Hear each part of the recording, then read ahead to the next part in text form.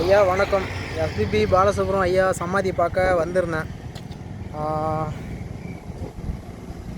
வந்த இன்றைக்கி ஞாயிற்றுக்கிழமை, அதாவது திங்கள்லேருந்து சனிக்கிழமை வரைக்கும் எங்களுக்கு வேலை இருக்குது. ஞாயிற்றுக்கிழமை வந்தாலும் தான் லீவு.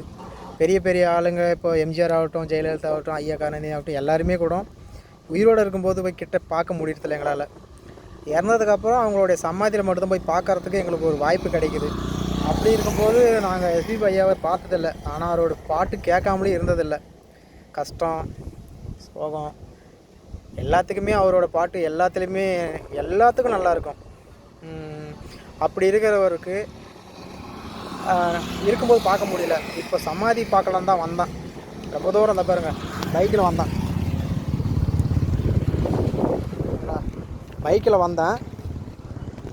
பைக்கில் வந்தோம். பார்த்துட்டு போகலான் போது பார்த்தா அவரோட சன்னு சரண் சார். ஆக்சுவலாக பக்கத்தில் கேட்டேன். எல்லாமே ஞாயிற்றுக்கிழமை ஓப்பனில் இருக்கும். இன்றைக்கின்னு அதான் இப்போ நிறைய பேர் வந்துட்டு போகிறான்னு சொல்லிட்டு முள்ளுவெல்லாம் போட்டு லாக் பண்ணியிருக்காங்க. அப்படி பண்ணாதீங்க ஐயா, நான் உங்கள்கிட்ட ஒரு ரிக்வெஸ்ட்டாக கேட்குறேன். ஏன்னா அவரை நேரில் பார்க்க முடியலனாலும் அவரோட பாட்டு டெய்லியும் கேட்டுட்ருக்குறோம். எங்கே பார்த்தாலும் எந்த மொழிலையும் அவரோட பாட்டு இல்லை, எல்லாரோட பாட்டும் கேட்குறோம். ஆனால் இன்க்ளூட் அவரோட பாட்டு ரொம்ப பிடிக்கும் எல்லாத்துக்கும்.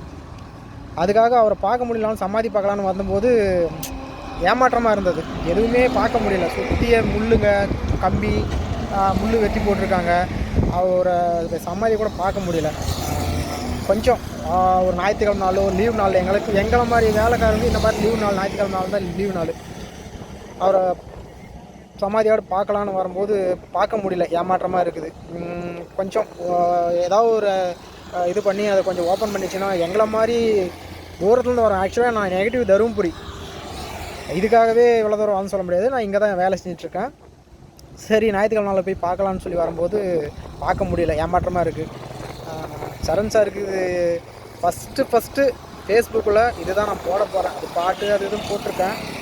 இது சரண் சாருக்கு போய் சேரணுன்றதுக்காக நான் போடுறேன். ஐயா, என்னை பார்த்தீங்கன்னா ஐயாவோட சமாதி பார்க்குறதுக்கு ஒரு வழி பண்ணுங்கள். வேறு எதுவும் நான் கேட்கல. நன்றி ஐயா.